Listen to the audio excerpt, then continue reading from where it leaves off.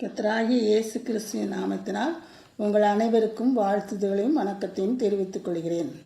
இன்று ஜூலை 21ஆம் தேதி நாம் சிந்தித்து தியானிக்கும் வசனம் ஜீவ வசனம் 102ஆம் சங்கீதம் 16ஆம் வசனம்.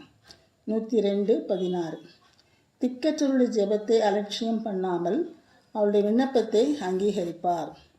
திக்கற்றவர்கள் என்று கூறும்பொழுது அவர்களுக்கு உற்றார், உறவினர், சொந்த பந்தம் இல்லாத மக்களை சொல்லுவார்கள்.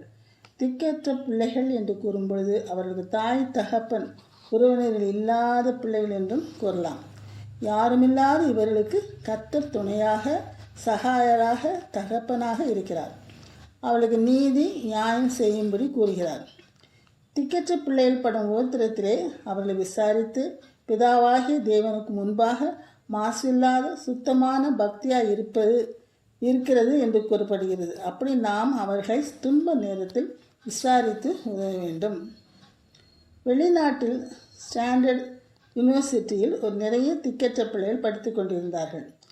அவள் பண தேவைக்காக ஒரு மியூசிக்கல் கான்சர்ட் வைத்து இக்னேசி என்ற ஒரு சிறந்த பியானிஸ்ட் மியூசிக் கான்சர்ட் ஒன்றை ஏற்படுத்தினார்கள். அவர் இவர்களுக்கு இலவசமாக போட்டார்.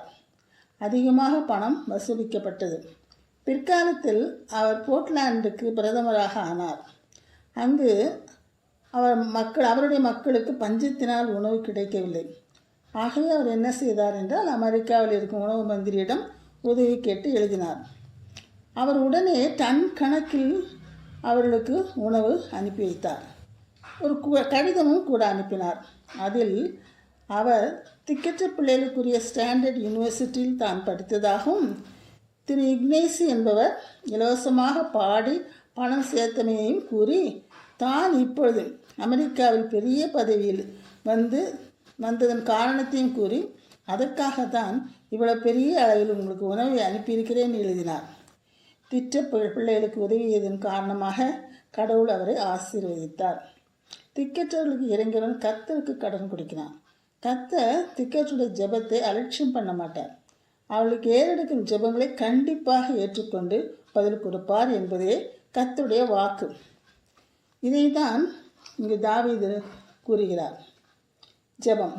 அன்புள்ள பிதாவாகிய கர்த்தாவே, நீர் ஏழை திக்கற்றவர்களுக்கு இறங்கி உதவி செய்கிற தேவனாய் இருப்பதற்கு நாங்கள் நன்றி செலுத்துகிறோம் சுவாமி. நாங்கள் நன்மை செய்ய திராணி இருக்கும் பொழுது அப்படிப்பட்டவர்களுக்கு, அதுவும் ஏழை எளிய மக்களுக்கு நாங்கள் உதவி செய்ய எங்களுக்கு கிருபை புரியும் சுவாமி. கர்த்தராகிய இயேசு கிறிஸ்து மூலமாக வேண்டிக் கொள்கிறோம் பரம தகப்பனே. ஆமென்.